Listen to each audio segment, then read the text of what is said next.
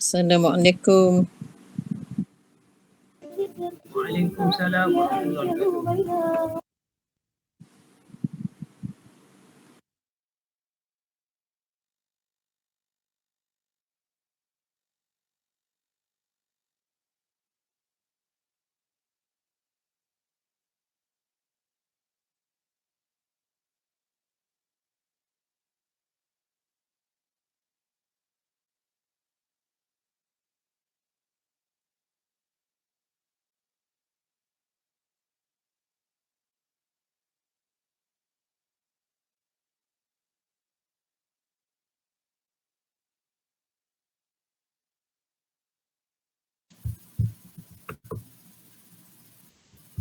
A'udzubillahi minasyaitonirrajim. Bismillahirrahmanirrahim. Assalamualaikum warahmatullahi wabarakatuh.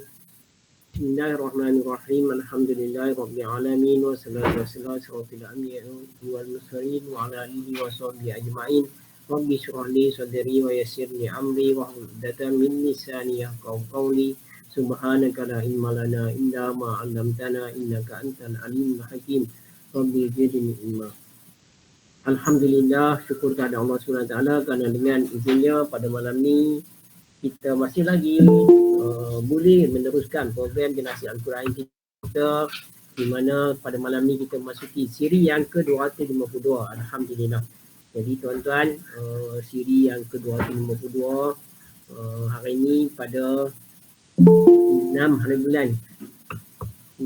bulan Jun. Kita jangka kita akan khatam Al-Quran pada 7 Julai. Jadi maksudnya tinggal lagi 30 hari saja lebih kurang untuk kita selesaikan pembacaan Al-Quran setiap malam berjemaah mengikut bacaan yang didengarkan oleh Khalifah. Jadi tuan-tuan, Ustaz kita pada malam ni pun dah ada bersama dengan kita dalam Google Meet. Jadi rasanya sekarang ni pun dah pukul 9.43 dah. Jadi kita tak boleh lewatkan lagi dah. Kita kena mula walaupun kawan-kawan kita kebelakangan ni lambat pula join. Kita tak tahu siapa.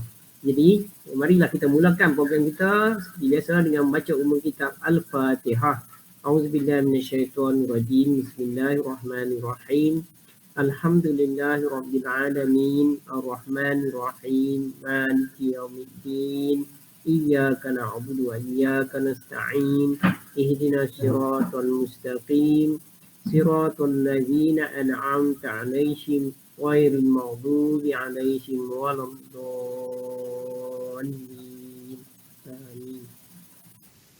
Tuan-tuan dan puan-puan sekalian, pada malam ni alhamdulillah kita bertuah kerana dapat bersua lagi dengan ustaz muda kita ni, iaitu Ustaz Al-Fadil Ustaz Ahmad Zul Ikram bin Haji Muhammad Aziz, merupakan Ustaz Muhammad Aziz yang kembali dah sekarang ni dah bertugas dah di Pulau Pinang, di sekolah agama di bawah Amin Negeri Pulau Pinang. Dan sekarang ni cuti sekolah bersama-sama dapat balik di Taman Jawijaya. Ustaz di taman tu ataupun dalam kereta hari ni? Ada di rumah. Alhamdulillah di Taman Jawijaya, Selang 1, 2, 3. Selang 3 biji, 4 biji daripada rumah saya. Tahun 9 Taman Jawijaya. Alhamdulillah. Jadi tuan-tuan dan puan-puan sekalian, Ustaz dah biasa sangat dengan program Generasi Al-Quran kita yang kita siarkan secara online ni bersama-sama kita. Jadi insya-Allah kita boleh mulakan. Jadi pada malam ni kita akan sambung lagi bacaan Al-Quran kita 3 muka surat, di mana kita dah janjikan mulai bulan Jun sehinggalah tamat. Nanti kita akan baca 3 muka surat. Tujuan dia untuk cover yang kita cuti sepanjang bulan Ramadan dan 2 minggu cuti hari raya, dan kita rasa kita tak mau dah nak cuti lagi pula hari raya haji, maka kita memulai bulan Jun dan juga sepanjang bulan Julai nanti, sehingga 7 seminggu bulan Julai itu kita akan baca 3 muka surat setiap hari supaya kita dapat khatam sebelum hari raya haji, insya-Allah. Jadi pada malam ni kita akan sambung bacaan surah Muhammad. Kalau tuan-tuan ingat semalam yang mana ada semalam kita baca surah Muhammad. Jadi malam ni kita akan sambung surah Muhammad di muka surat 510, iaitu daripada ayat 30 sampai 38. Surah Muhammad ada 38 ayat. Jadi kita akan selesaikan surah Muhammad, iaitu surah yang ke-46. Lepas itu kita akan sambung surah yang ke-47, iaitu surah Al-Fat di muka surat 511 dan juga 512, iaitu daripada ayat 1 sampai ayat 15, insya-Allah. Jadi selepas ni nanti kita akan mohon kepada Ustaz untuk memperdengarkan bacaan ayat-ayat Quran secara tertib. Kita akan dengar bersama di rumah masing-masing dan kita akan cuba ikut baca supaya malam ni kita dapat membaca lagi 2-3 muka surat Al-Quran ikut bacaan seperti mana Khalifah dengarkan. Jadi selepas itu insya-Allah saya akan baca pula terjemahan ayat-ayat Quran dalam bahasa Melayu. Dan akhir sekali saya akan serahkan sekali lagi program ini kepada Al-Fadhil Ustaz Muhammad Ahmad Zul Ikram bin Haji Muhammad Aziz untuk menyampaikan tazkirah dalam slot full time kita itu kuliah jam 10 kita, insya-Allah. Jadi kalau tuan-tuan dah bersedia, tuan-tuan boleh buka Al-Quran muka surat 510 ataupun tengok pada skrin saya dah tayangkan ayat pada ayat baca surah Muhammad ayat 30, muka surat 510. Jadi rasanya saya dengan ini mempersilakan Al-Fadhil Ustaz Ahmad Zul Ikram bin Haji Muhammad Aziz untuk meneruskan program kita siri yang ke-252 generasi Al-Quran pada malam ini. Silakan Ustaz.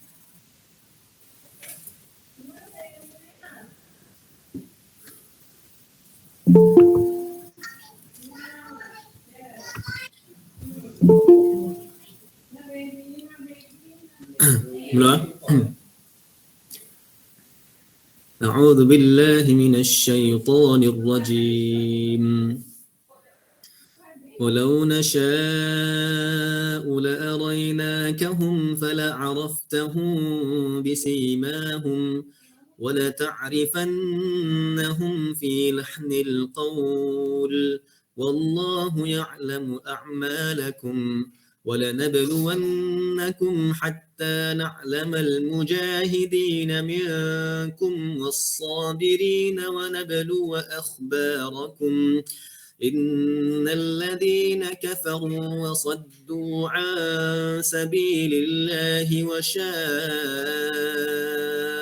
الرسول من بعد ما تبين لهم الهدى لن يضروا الله شيئا وسيحبط أعمالهم يا أيها الذين آمنوا أطيعوا الله وأطيعوا الرسول ولا تبطلوا أعمالكم إن الذين كفروا وصدوا عن سبيل الله ثم ماتوا وهم كفار فلن يغفر الله لهم فلا تهنوا وتدعوا إلى السلم وأنتم الأعلون والله معكم ولن يتركم أعمالكم إنما الحياة الدنيا لعب ولهو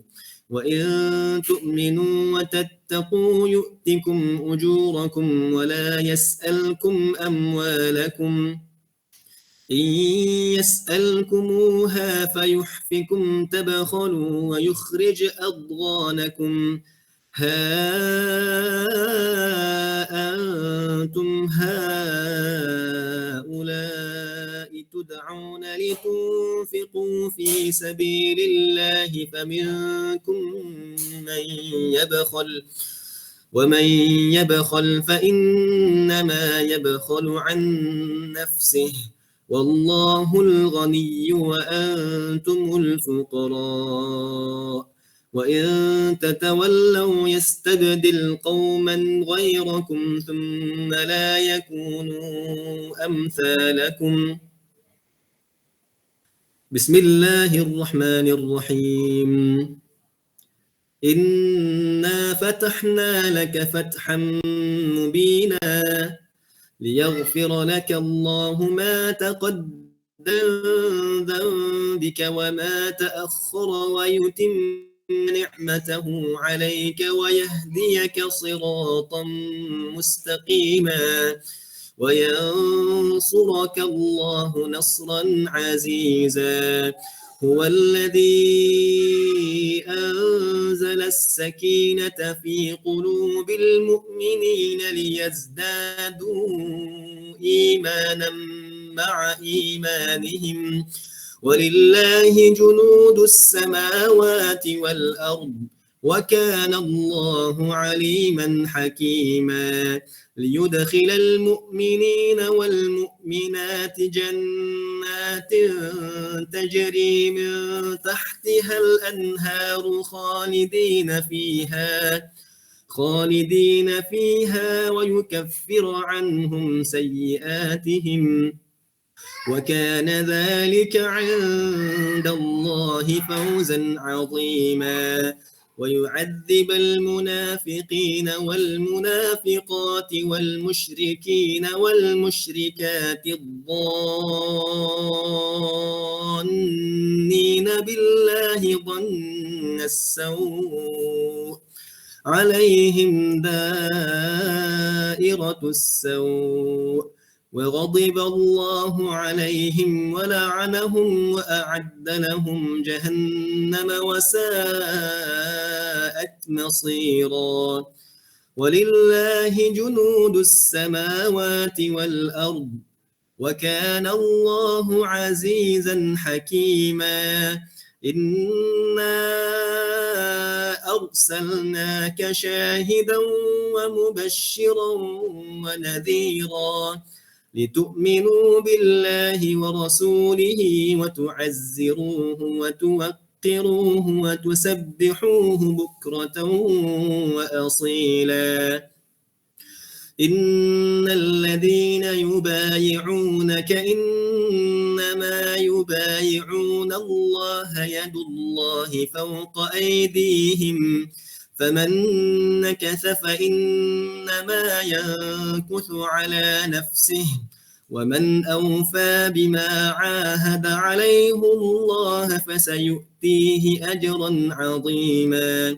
سيقول لك المخلفون من الأعراب شغلتنا أموالنا وأهلنا فاستغفر لنا يقولون بألسنتهم ما ليس في قلوبهم قل فمن يملك لكم من الله شيئا إن أراد بكم ضرا أو أراد بكم نفعا بل كان الله بما تعملون خبيرا بل ظننتم أن لن ينقلب الرسول والمؤمنون إلى أهليهم أبدا وزين ذلك في قلوبكم وظننتم ظن السوء وكنتم قوما بورا ومن لم يؤمن بالله ورسوله فإنا أعتدنا للكافرين سعيرا ولله ملك السماوات والأرض يغفر لمن يشاء ويعذب من يشاء وكان الله غفورا رحيما سيقول المخلفون إذا انطلقتم إلى مغانم لتأخذوها ذرونا نتبعكم يريدون أن يبدلوا كلام الله قل لن تتبعونا كذلكم قال الله من قبل فسيقولون بل تحسدوننا بل كانوا لا يفقهون إلا قليلا قل للمخلفين من الأعراب ستدعون إلى قوم أولي بأس شديد تقاتلونهم أو يسلمون فإن تطيعوا يؤتكم الله أجرا حسنا وإن تتولوا كما توليتم من قبل يعذبكم عذابا أليما. Sadaqallahul azim. Lebih dua ayat dah Kak. Alhamdulillah. Subhanallah. Begitulah semangatnya Ustaz kita bila membaca Al-Quran. Alhamdulillah. Jadi tuan-tuan dan puan-puan, tuan-tuan dah pun dapat sama-sama mendengar bacaan ayat-ayat suci Al-Quran daripada surah Muhammad ayat yang ke-30 sampai 38. Dan seterusnya kita mulakan surah yang baru, surah Al-Fat, daripada ayat pertama sampai ayat 11 tadi Ustaz baca sampai ayat 11. Sampai ayat yang ke 17, 16 sampai ayat ke-16. Sepertinya sampai 11 saja. Sampai 15 saja. Oh. Ustaz pakai apa? Ustaz gunakan Al-Quran ke apa? Saya pakai dua-dua ni pakai kalau siapa gunakan naskah Al-Quran, dia nampaklah 3 muka sampai dah ujung tu. Jadi kalau siapa pakai tablet lah ataupun komputer ke, dia tak pasang kata dia dah yang masuk. Saya dah ingat baca sampai 513 tu sambung tu. Alhamdulillah. Jadi tuan-tuan, insya-Allah seterusnya saya akan bacakan terjemahan kepada ayat yang kita baca tadi, iaitu surah Muhammad ayat 30 di muka surat 510. A'udzubillahi minasyaitonirrajim. Aku mohon perlindungan Allah dari syaitan yang direjam. Dan sekiranya kami mahu, nescaya kami memperlihatkan mereka kepadamu Muhammad sehingga mereka benar-benar dapat mengenali, sehingga engkau benar-benar dapat mengenali mereka dengan tanda-tandanya, dan engkau benar-benar akan mengenali mereka daripada nada bicara mereka, dan Allah mengetahui segala perbuatan kamu. Sesungguhnya kami benar-benar akan menguji kamu sehingga kami mengetahui orang-orang yang benar-benar berjihad dan bersabar di antara kamu, dan kami akan menguji kamu. Sesungguhnya orang-orang yang kafir dan menghalang orang lain daripada jalan Allah serta memusuhi Rasul setelah diberi petunjuk yang jelas kepada mereka, mereka tidak memberi mudarat bahaya kepada Allah sedikit pun. Sebab Allah akan menghapuskan segala amalan mereka. Wahai orang-orang yang beriman, taatlah kepada Allah dan taatlah kepada Rasul, dan janganlah kamu merosakkan segala amalanmu. Sesungguhnya orang-orang yang kafir dan menghalang orang lain daripada jalan Allah, kemudian mereka mati pula dalam keadaan kafir, maka Allah tidak akan mengampuni mereka. Maka janganlah kamu lemah dan berdamai, kerana kamulah yang lebih unggul dan Allah bersama kamu, dan dia tidak akan mengurangi segala amalanmu. Dan sesungguhnya kehidupan dunia ini hanyalah permainan dan benda gurau. Jika kamu beriman serta bertakwa, Allah akan memberikan pahala kepadamu, dan jika dia tidak akan meminta hartamu. Sekiranya dia meminta harta daripadamu lalu mendesakmu akan memberikan kesemuanya, maka kamu akan menjadi kedekut, dan dia akan menampakkan kedengkianmu. Ingatlah, kamu adalah orang-orang yang diajar untuk menafkahkan harta ke jalan Allah. Lalu di antara kamu ada yang kedekut. Maka barang siapa yang kedekut, sesungguhnya dia kedekut terhadap dirinya sendiri. Dan Allah dah yang maha kaya, dan kamulah yang berhajat mendapatkan kurniaannya. Dan jika kamu berpaling dari jalan yang benar, dia akan menggantikan kamu dengan kaum yang lain, dan mereka tidak akan derhaka kepada kamu seperti kamu. Dia tak akan derhaka seperti kamu. Seterusnya, surah Al-Fat, muka surat 511. Al-Fat bermaksud kemenangan, surah yang ke-48. Dengan nama Allah yang Maha Pemurah lagi Maha Penyayang. Sesungguhnya kami memberikan kepadamu kemenangan yang nyata. agar Allah memberikan keampunan kepadamu Muhammad ke atas dosamu yang telah lalu dan yang akan datang, serta menyempurnakan nikmatnya ke atasmu dan menunjukkan kepada jalan yang lurus. Dan agar Allah menolongmu dengan pertolongan yang banyak. Dialah yang menurunkan ketenangan ke dalam hati orang-orang mukmin untuk menambah keimanan di atas keimanan mereka yang telah ada. Dan milik Allah lah bala tentera langit dan bumi. Dan Allah maha mengetahui lagi maha bijaksana. Agar dia memasukkan orang-orang mukmin lelaki dan perempuan ke dalam syurga yang mengalir di bawahnya sungai-sungai. Mereka kekal di dalamnya. Dan dia akan menghapuskan kesalahan-kesalahan mereka. Dan demikian itu menurut Allah satu keuntungan yang besar. Dan dia mengazab orang-orang munafik lelaki dan perempuan. Dan juga orang-orang musyrik lelaki dan perempuan yang berprasangka buruk terhadap Allah, mereka akan mendapat giliran azab yang buruk. Dan Allah murka terhadap mereka dan mengutuk mereka serta menyediakan neraka jahanam buat mereka. Dan itulah seburuk-buruk tempat kembali.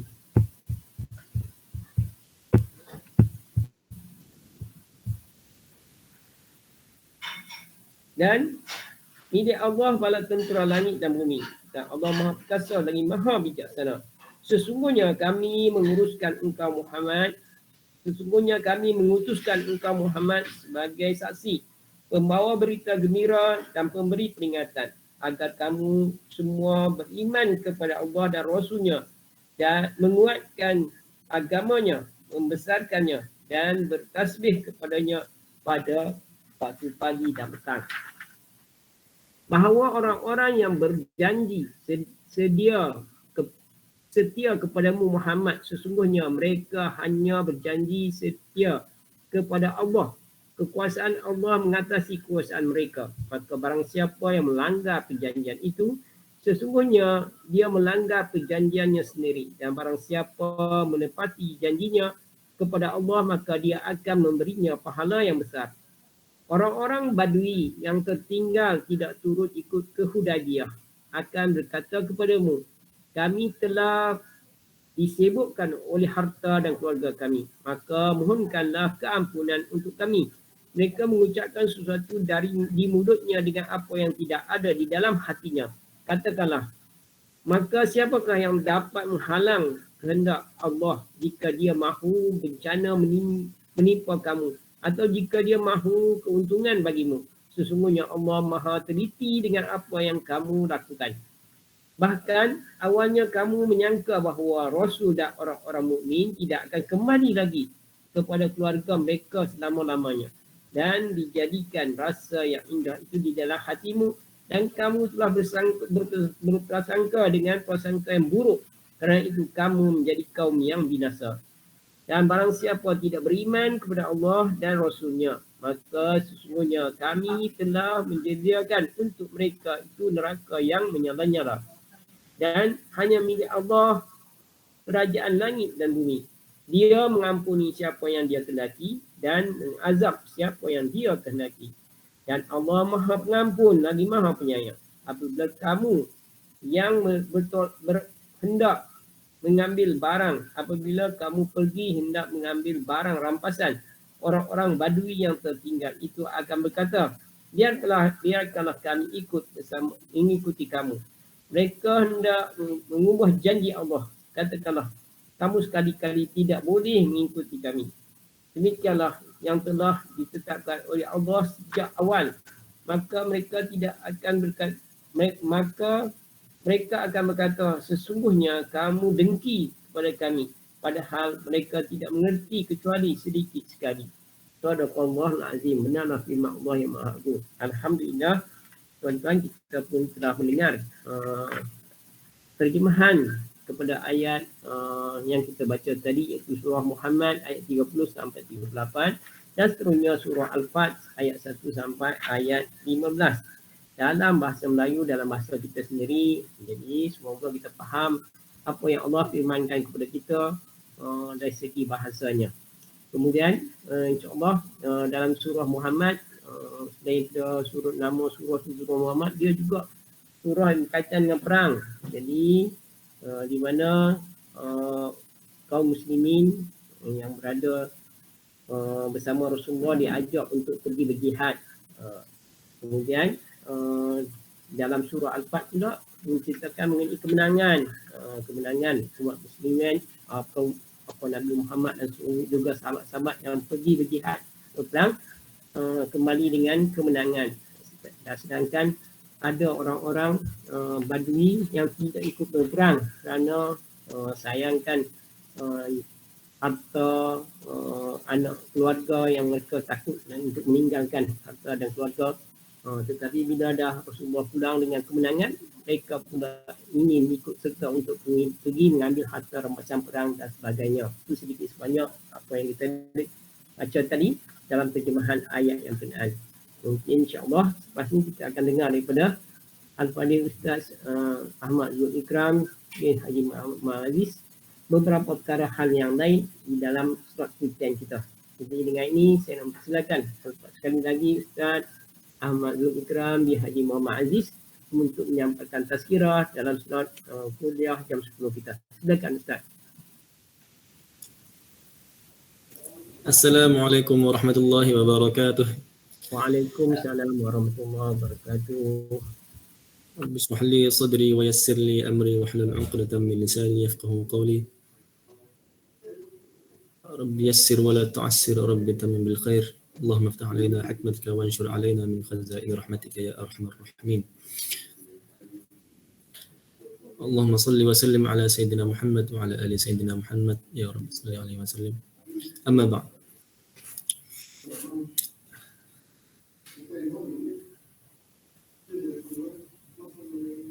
Terima kasih kepada Tuan Pengerusi Cikgu Rahim. Tajuk tazkirah saya pada malam ini adalah berkenaan syukur. Tajuk syukur malam ni. Syukur.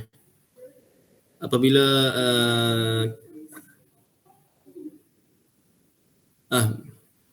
kita sebut syukur, maka perkataan syukur ni berkait dengan nikmat Allah. Okay. Jadi sebenarnya hakikat daripada apabila Allah memberikan satu nikmat kepada hamba dan hamba tu bersyukur.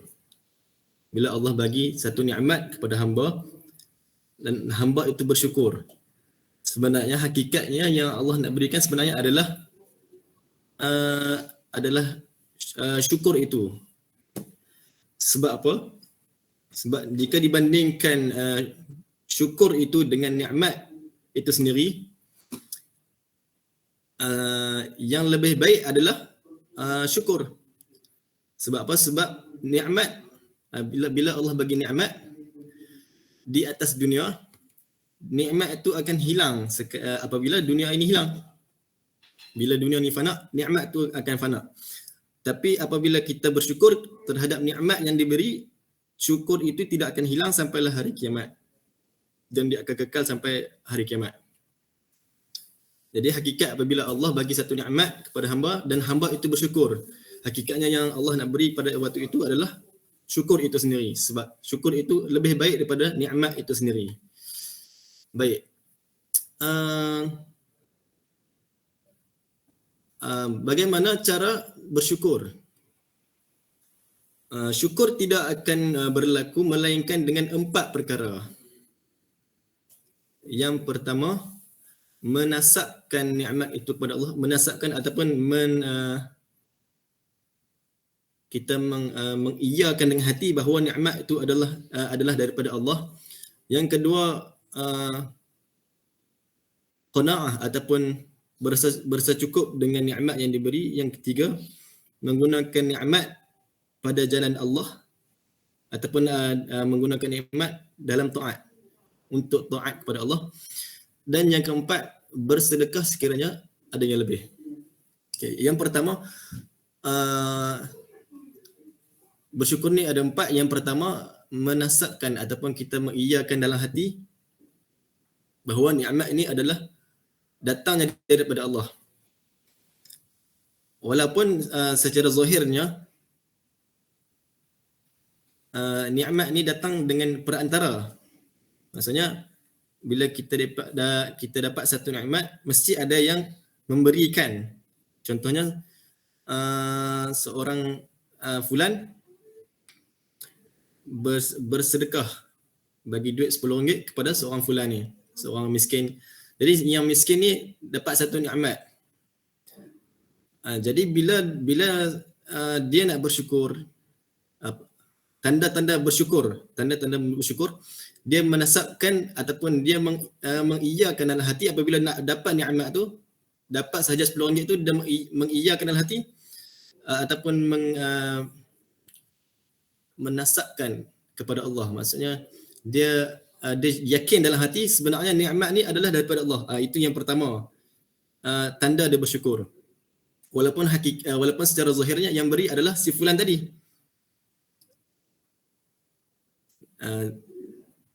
Itu tanda bersyukur. Tapi adab apabila kita walaupun itu yang fulan tadi yang bagi RM10 tadi kepada si miskin tu, fulan tu cumalah perantara kepada nikmat yang Allah beri, tapi antara adab apabila kita mendapat nikmat, kita bersyukur, kita berterima kasih kepada perantara, kepada orang yang memberi.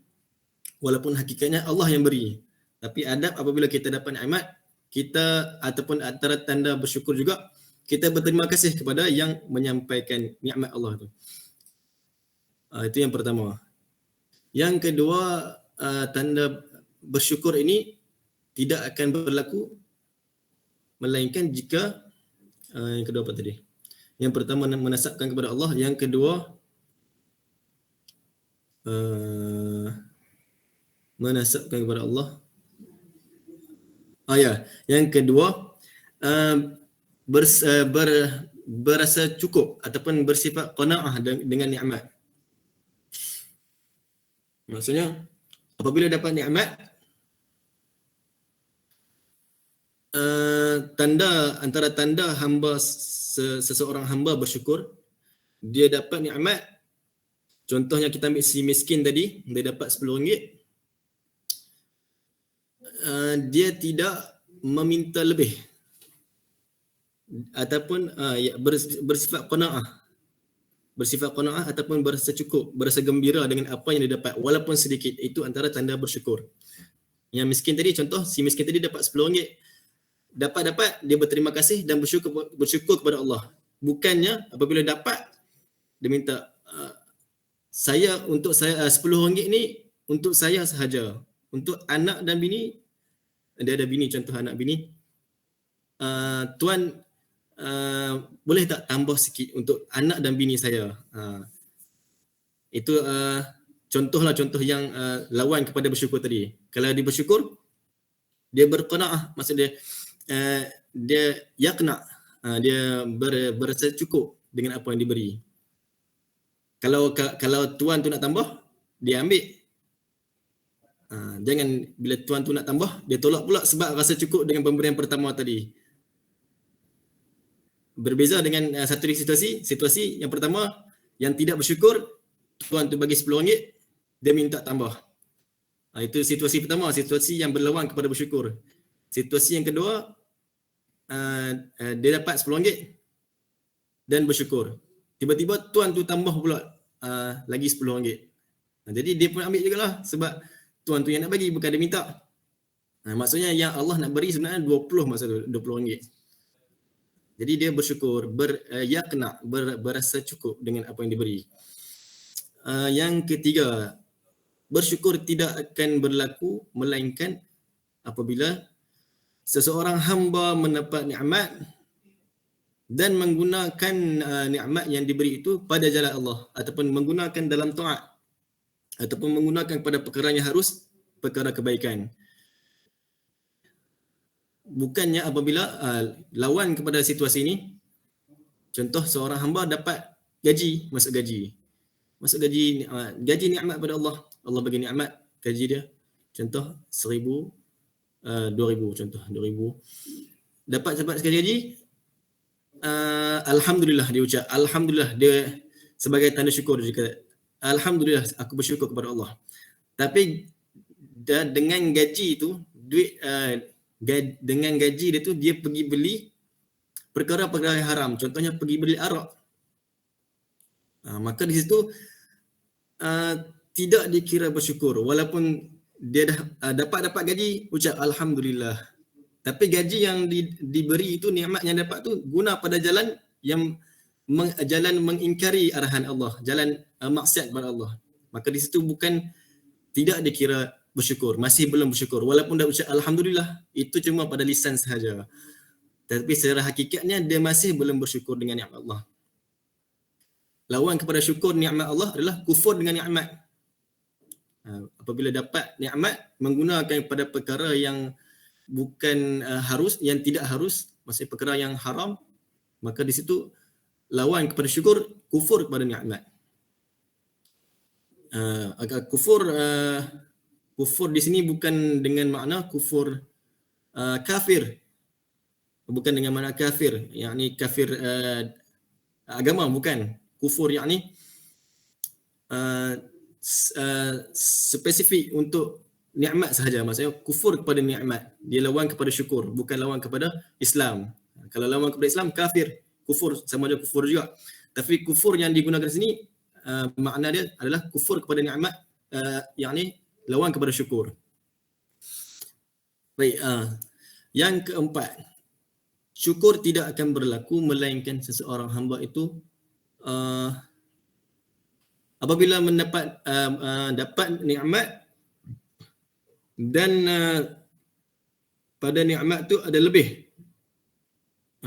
Seorang hamba tu dapat nikmat dan ada padanya lebih, maksudnya mencukupi apa yang perlu bagi dia, dah cukup untuk dia dan segala yang di bawah tanggungjawabnya dia. Kalau ada anak bini, maka nikmat yang digunakan tu mestilah digunakan untuk dia, cukup untuk dia dan cukup untuk anak bini, dan tanggungjawab lain. Contohnya kalau ada hutang, selesaikan hutang.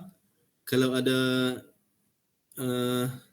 kalau belum buat haji, dia selesaikan haji, dan tanggungjawab lain yang ditaklifkan kepada dia memerlukan untuk dia gunakan duit. Tapi dah selesai semua hutang, selesai semua tanggungjawab kepada anak bini, nafkah kepada anak bini, selesai dia dah buat haji semua, ada lebih, dan lebih yang sangat banyak. Jadi antara tanda dia bersyukur adalah apabila ada lebih daripada nikmat yang dia dapat, maka disedekahkan kepada orang yang memerlukan. Cukup 4 perkara ini, barulah seorang hamba itu dikira sebagai hamba yang bersyukur. Maka pada waktu itu barulah dia mendapat hakikat yang kita cerita awal tadi, hakikat apabila Allah bagi nikmat dan hamba itu bersyukur, sebenarnya Allah nak bagi kepada dia syukur itu sendiri. Sebab apa? Sebab syukur itu adalah lebih baik daripada nikmat yang diberi. Nikmat hanyalah di dunia. Apabila fanaknya dunia, maka fanaklah nikmat. Tetapi syukur, untuk setiap nikmat yang dia bersyukur, maka dia dapat satu saham di akhirat. Dapat nikmat syukur, syukur atas nikmat itu akan bertambah dan tidak akan berkurang, kekal sehingga hari akhirat. Apabila cukup 4 perkara ni, barulah dikira dia termasuk dalam golongan tadi, golongan yang Allah sebenarnya hakikatnya Allah nak bagi syukur, Allah bagi nikmat kepada dia, tetapi hakikatnya Allah nak bagi syukur kepada dia sebenarnya. Sekian sahaja, saya akhiri dengan sekian sahaja. Wassallallahu ala sayyidina Muhammad wa ala alihi washabihi wabarakatuh. Alhamdulillah. Alhamdulillah. Jazakallah khairan katsira diucapkan kepada Al-Fadhil Ustaz Ahmad Zul Ikram yang telah pun menyampaikan tazkirah dalam slot kita pada malam ni. Jadi tuan-tuan dan puan-puan, malam ni kita dah dapat membaca 3 muka surah Al-Quran. Kita dapat dengar terjemahan daripada surah Muhammad dan juga surah Al-Fat. Dan seterusnya kita dapat mendengar tazkirah yang disampaikan oleh Al-Fadhil Ustaz Ahmad Zul Ikram yang telah menyampaikan kepada kita tajuk syukur. Di mana syukur tu sebagai tanda syukur ataupun syukur hakikat, syukur sebenarnya, di mana kita mestilah mensyukuri nikmat Allah SWT. Kalau kita dapat nikmat daripada Allah SWT, daripada kita dapat nikmat, maksud dia dapat pemberian orang, jadi kita kena meyakini ataupun mensyukuri, maksud dia melapaskan kesyukuran. Kita kena yakin bahawa itu adalah pemberian daripada Allah SWT. Jadi kita kena bersyukur juga kepada Allah SWT. Selain pada adab dia kita terima kasih kepada perantara yang memberikan rezeki kepada kita, tapi hakikatnya rezeki itu adalah daripada Allah SWT. Jadi kita kena bersyukur dengan nikmat yang Allah berikan kepada kita, kerana Allah yang membuka hati kepada perantara itu untuk menyampaikan rezeki tersebut kepada kita. Yang kedua, kita kena bersifat qanaah. Dalam bersyukur kita kena ada sifat qanaah. Sifat qanaah ni iaitu berasa cukup dengan apa yang kita ada. Maksudnya pemberian tersebut, nikmat yang diberikan kepada kita tu, kita kena berasa cukup. Alhamdulillah, menerima seadanya. Berapa kalau kita dapat rezeki, kita kena bersyukur dan menerima rezeki yang kita terima, dapat, tak kira sikit atau banyak. Jadi itulah sifat qanaah yang patut ada pada orang yang semua manusia. Maksudnya tanpa sifat qanaah tu kita akan meminta-minta lagi, tak cukup. Memang kalau dari segi harta ni, dari segi harta, duit dan sebagainya, manusia ni dia memang hati ataupun dia punya nafsu dia tertarik kepada harta, wanita dan sebagainya, tahta dan sebagainya, dia akan meminta-minta. Tak kira, tidak meminta-minta. Kalau betul, kalau orang yang bersikap yang macam tu, dapat nak minta lagi, dapat atau minta lagi. Lagi banyak dapat, lagi nak lagi. Tu kita kata dia tidak mempunyai sifat qanaah. Jadi hakikat syukur sebenarnya kenalah ada sifat qanaah. Jadi selain daripada itu, kita kena manfaatkan nikmat yang kita dapat tu pada jalan yang baik, yang Ustaz sebutkan tadi. Bahawa yang ketiga dia, kalau tanda kita syukur, selain daripada kita lapaskan dia, kita juga kena gunakan nikmat yang kita peroleh tu pada jalan yang bermanfaat, yang baik. Barulah orang yang memberi rezeki kepada kita tu dapat pahala berlanjutan. Contoh dia, kita dapat atau wakaf misalnya, kalau diwakafkan harta. Jadi kita yang bertanggungjawab, diberi amanah ataupun pengawas dia juga, orang yang menggunakan dia tu mesti gunakan dengan cara yang betul. Dengan itu, yang orang yang menyampaikan nikmat tu kepada kita, dia dapat pahala yang berterusan. Jadi itulah kebaikan dia. Jadi kita kena manfaat. Tapi kalau kita gunakan pada jalan yang salah, orang tu pun tak dapat apa-apa, kita malah berdosa yang kita terima tersebut. Okay, yang ketiga, yang keempatnya, kalau kita dapat lebih daripada apa yang kita ada, ataupun ada di samping kita orang lain yang lebih memerlukan, kita dah dapat dah nikmat tersebut, cukup untuk kita dan sebagainya. Kemudian ada pula orang yang kita tengok memerlukan lebih daripada kita, perlukan lebih daripada kita, contohnya. Jadi adalah sangat baik, mulia kalau kita pula menjadi penyumbang, jadi perantara yang menyampaikan rezeki kepada orang lain. Kerana kita pun dah bercukup. Jadi alangkah baiknya kalau kita mempunyai sikap yang macam tu, barulah menunjukkan bahawa kita bersyukur. Kerana kalau zaman Rasulullah dulu dalam waktu perang, ketika sahabat-sahabat yang diuji nazak untuk begitu memerlukan air, ada sahabat-sahabat yang nazak tu, dia pas dia tengok ada orang sebelah dia, dia tak dapat nikmat air ni, ada orang nak bagi dia minum air. Jadi dia nampak ada kawan dia sebelah sana lagi yang nazak lagi teruk, yang duduk minta air, dia suruh bagi kepada orang yang berikutnya. Dan orang berikutnya pula ada pula yang sebelah dia pula, dia tengok lagi teruk memerlukan air. Begitulah sikap sahabat-sahabat, dia suruh bagi kepada orang ini. Tapi bila dia pergi kepada orang yang berikutnya, tengok orang tu dah meninggal dunia. Lepas tu yang nak bagi tu pergi balik pada orang yang pertama, tengok orang pertama pun meninggal dunia juga. Jadi di sini kisah ni menunjukkan bahawa betapa sahabat-sahabat kita mengutamakan bila ada rezeki, ada nikmat yang Allah berikan. Kalau ada yang lebih memerlukan daripada dia, dia akan beri keutamaan juga kepada orang lain, supaya semuanya mendapat nikmat yang Allah kurniakan tersebut sebaik yang mungkin. Jadi terima kasih Ustaz Tak tahulah wallah a'lam apa yang saya cerita tu betul tak betul bertepatan dengan Ustaz. Tak ada bertepatan, kalau tuan-tuan pun boleh sama-sama berinteraksi dengan Ustaz selepas ni insya-Allah. Silakan Haji Yaakob. Haji Yaakob ni selalulah apa Ustaz Zul Ikram jumpa kalau pergi surau. Jadi silakan Haji Yaakob berinteraksi dengan Ustaz. Terima kasih Ustaz Rahim. Assalamualaikum Ustaz. Assalamualaikum. Waalaikumsalam warahmatullahi wabarakatuh. Jadi kita bercakap dengan syukur tadi, kita menerima nikmat Allah dari nikmat Allah dari Allah dan juga orang-orang perantaraannya. Jadi bagaimana pula tentang kita perlu bersyukur atau tidak sekiranya kita mendapat kesakitan ataupun musibah daripada Allah SWT. Itu saja.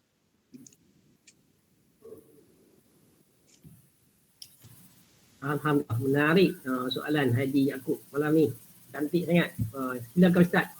Kalau kita ditimpa musibah, macam mana pula? Adakah kita nak bersyukur ataupun kita apa? Marah-marah pula. Bagaimana sifat seorang mukmin yang sebenarnya yang patut bila menghadapi musibah? Lebih faham macam tu. Silakan Ustaz. Baik, musibah untuk sebelum tu kita sebut tentang dua benda, tentang ujian dulu. Ujian yang Allah beri ada dua jenis ujian. Yang pertama ujian bersifat musibah. Yang kedua ujian yang Allah beri bersifat nikmat. Nikmat juga adalah ujian. Antara dua ujian ni, nikmat dengan musibah, yang mana lebih berat? Jawapannya yang musibah yang lebih ujian yang lebih berat adalah ujian nikmat sebenarnya. Walaupun pada zahirnya kita nampak ujian musibah ni, contohnya sakit tadi adalah ujian yang berat. Contohnya dia sakit apa yang berat? Kanser contohnya. Pada zahirnya kita nampak ujian musibah ni sangat berat. Tetapi sebenarnya ujian yang berbentuk nikmat sebenarnya lagi berat. Sebab apa? Sebab ujian berbentuk musibah jelas pada kita. Kita jelas. Ujian tu sebenarnya jelas. Kita boleh tahu Allah sedang uji aku. Jadi di situ ada dua benda yang kita patut lakukan. Yang pertama, bersabar. Bersabar dengan ujian. Yang kedua, kita bersyukur. Sebab apa kita perlu bersyukur bila dapat musibah? Sebab apabila Allah bagi satu musibah kepada hamba-Nya, bermakna sama ada Allah ingin menghilangkan ataupun menghapuskan dosa-dosanya, ataupun yang kedua Allah nak angkat darjatnya. Kemungkinan hamba itu sebenarnya Allah dah takdirkan satu hamba itu darjatnya sekian-sekian. Contohnya darjatnya tinggi sebenarnya. Tetapi zahirnya hamba tu tak sampai darjat tu. Lepas tu kemudian disebabkan takdir Allah, darjat dia sebenarnya adalah darjat tinggi, jadi Allah akan beri kepada dia musibah yang sesuai dengan darjatnya.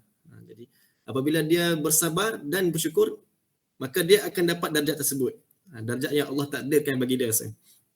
Setiap orang darjat setiap daripada kita darjat berbeza mengikut ujian yang Allah beri. Dan Allah tahu, Allah lah yang maha tahu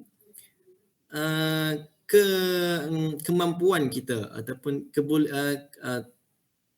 limit kita punya had kita. Takat mana yang ujian yang Allah boleh berikan, takat tu sahaja yang kita boleh terima. Allah lah yang paling tahu. Maksudnya Allah lebih tahu daripada kita. Sama ada kita boleh terima ujian itu ataupun tidak. Jadi apabila kita ditimpa ujian, sudah semestinya kita boleh terima ujian itu. Sebab yang takdirkan kita terima ujian itu adalah Allah. Jadi itu saja. Apabila kita diterima musibah, diberi ujian berbentuk musibah, maka dua benda. Yang pertama bersabar dan yang kedua bersyukur. Apa Ustaz tadi Ustaz ada sebut apa musibah ni satu yang bentuk macam tu, ditimpa ujian ni ada satu bentuk musibah, satu lagi bentuk ujian diberi dalam bentuk nikmat. Ya. Jadi Ustaz belum cerita lagi pasal nikmat ni. Kenapa nikmat ujian dalam bentuk nikmat tu lebih susah, lebih berat untuk kita hadapi, macam mana? Betul. Ujian berbentuk nikmat sebenarnya lebih berat daripada ujian berbentuk musibah. Sebab apa? Bila kita kata lebih berat ni, sudah semestinya ganjaran dia lebih besar sebab dia lebih berat. Okey, jadi contoh kita ambil ujian berbentuk nikmat. Contohnya orang kaya lah, mudah. Orang kaya, dia diberi ujian berbentuk nikmat. Sebab apa ujian nikmat ni berat? Sebab ujian nikmat ni berbeza dengan musibah. Dengan ujian musibah, kita nampak jelas. Kita ditimpa kesakitan. Itu jelas kita sedang diuji. Adapun orang yang diberi ujian secara nikmat, dia tidak tahu dia sedang diuji. Itu bezanya. Dan tak semua orang yang diuji dengan nikmat dia sedar dia sedang diuji. Bukan semua, tak semua manusia boleh buat. Tetapi siapa yang diuji dengan nikmat dan dia berjaya menghadapi ujian tersebut, darjatnya lebih tinggi daripada orang yang diuji dengan musibah. Contohnya orang kaya, dia Allah bagi keadaan nikmat yang banyak dan dia tidak lalai. Hatinya tidak terpaut dengan dunia. Dia tidak tertarik pada dunia dan dia bersyukur dengan Allah. Maka disebabkan dia tak terpedaya dengan dunia, dia bersyukur dengan Allah. Harta yang banyak tu dia infakkan ataupun disedekahkan kepada orang yang banyak. Jadi di situ dia dapat pahala yang sangat banyak. Tadi darjat dah tinggi dah, darjat besar. Dan disebabkan nikmat dia banyak, dia bersyukur, dia berikan nikmat tu kepada orang yang banyak. Jadi pahala dia pula, pahala yang banyak dia dapat. Berganda-ganda.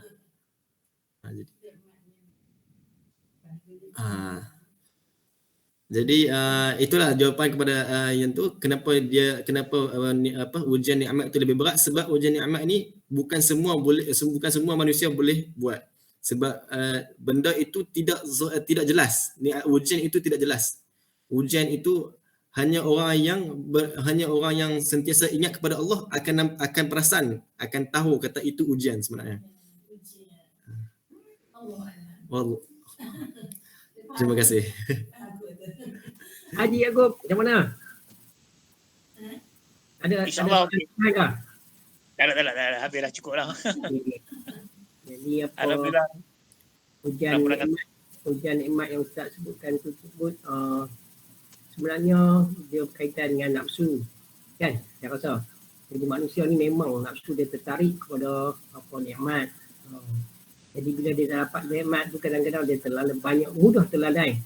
Dia tak sedar bahawa itu adalah ujian, macam Ustaz sebutkan tadi. Itulah menyebabkan tapi kalau dia sakit, manusia ni dalam Quran pun selalu sebut, bila dia sakit baru dia teringat Allah sakit.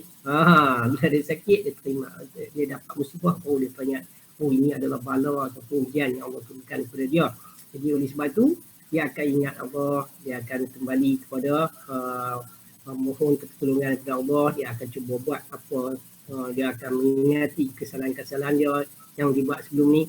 Tetapi bila dia dapat ujian nikmat ni memang sesuai sangat, memang kena sangat dengan nafsu kita. Nafsu kita memang kita memerlukan, kita sangat tertarik dengan harta, dengan nikmat-nikmat yang Allah berikan tersebut. Jadi bila kita dah dapat nikmat tu, maka mudah kita terlalai. Kita rasa ianya dipuri daripada hasil usaha kita sendiri. Kita mula bangga, kita mula tamak, nak lagi, dan kita mula kedekut, tak mau bagi kepada orang lain. Jadi sedangkan macam yang diuraikan tadi, kalau kita sebenarnya syukur, hakikat syukur sebenarnya, kalau kita ada lebih, kita kena membantu orang lain. Jadi kita kena manfaatkan harta yang kita peroleh. Tapi selalunya orang yang terima nikmat ni, kalau oleh kerana itulah kita kata dia berkaitan dengan nafsu. Bila nafsu ni memang suka pada harta tu, dia nak gunakan untuk diri dia sendiri saja. dan ahli keluarga dia. Dia rasa dia rasa dia cukup baik dah cara tu. Sedangkan ada dia perlu sebenarnya menampakkan untuk semua. Jadi wallahu a'lam. Jadi terima kasih kepada soalan Haji Yaakob dan terima kasih kepada jawapan yang disampaikan oleh Ustaz tadi. Seterusnya mungkin Puan Rosimah Muhammad Shimah daripada Taman Seruling Mas ingin mungkin berinteraksi dengan Ustaz. Silakan Shimah. Kalau ada nak berinteraksi dengan Ustaz. Puan Rosimah binti Muhammad.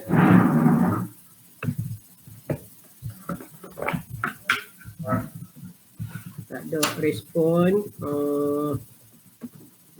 Mungkin apa putra kita, rakan yang sedang sambil berniaga putra, Suraya nak mungkin boleh berinteraksi dengan Ustaz. Sibuk ke malam ni? Suraya Siti Nur Afifah. Wallahu a'lam, mungkin sedang sibuk. Jadi alhamdulillah tuan-tuan dan puan, sekarang ni sudah pukul 10.36. Program kita sebenarnya kita memang set kalau boleh dia berjalan dalam sejam, pukul 9.40 sampai 10.40. Jadi insya-Allah rasanya saya tak buka dah kepada tuan-tuan untuk berinteraksi dengan Ustaz. Kita akan tutup program kita dengan doa. Jadi dengan ini saya mohon kepada Ustaz untuk membacakan doa untuk kita semua. Aminkan bersama. Silakan Ustaz. أعوذ بالله من الشيطان الرجيم بسم الله الرحمن الرحيم الحمد لله رب العالمين حمدا حامدين حمدا شاكرين حمدا يوافي نعمه ويكافئ مزيده يا ربنا لك الحمد كما ينبغي لجلال وجهك الكريم وعظيم سلطانك اللهم صل وسلم على سيدنا محمد وعلى آله وصحبه أجمعين اللهم اغفر لنا ذنوبنا ولوالدينا وارحمهما كما ربونا صغارا اللهم اجعلنا من الناجحين والفائزين في الدنيا والآخرة اللهم اختم لنا بحسن الخاتمة ولا تختم علينا بسوء الخاتمة اللهم أغننا بالعلم وزينا بالحلم وأكرمنا بالتقوى وجملنا بالعافية ربنا آتنا في الدنيا حسنة وفي الآخرة حسنة وقنا عذاب النار اللهم يا مقلب القلوب ثبت قلوبنا على دينك وطاعتك اللهم أعنا على ذكرك وشكرك وحسن عبادتك يا مقلب القلوب ثبت قلوبنا على دينك وطاعتك ربنا آتنا في الدنيا حسنة وفي الآخرة حسنة وقنا عذاب النار اللهم تقبل منا إنك أنت السميع العليم وتب علينا إنك أنت التواب الرحيم وصلى الله على سيدنا محمد وعلى آله وصحبه وبارك وسلم الحمد لله رب العالمين Amin, amin, amin ya Rabbal Alamin. Sekali lagi terima kasih dan juga tahniah diucapkan kepada Al-Fadhil Ustaz Ahmad Zul Ikram bin Haji Muhammad Aziz kerana pada malam ni telah pun membacakan ayat suci Al-Quran dengan baik untuk kita ikut bersama. Seterusnya kita dapat mendengar tazkirah yang saya rasa baik untuk kita renungi dan untuk kita ambil sebagai panduan supaya kita selalu bersyukur kepada Allah SWT. Jadi saya rasa penyampaian malam ini sangat baik dan berkesan. Alhamdulillah. Jadi tuan-tuan dan puan, marilah kita sama-sama melafazkan doa khatam Al-Quran sebagai penutup program ini. Allahumma rahamna bil Quran waj'alhu lana imaman wa nuran wa hudan wa rahmah. Allahumma zakirna minhu ma nusina wa'allimna minhu ma jahilna warzuqna tilawatahu ana al-layli wa atrafan nahar waj'alhu lana hujjatan ya rabbal alamin.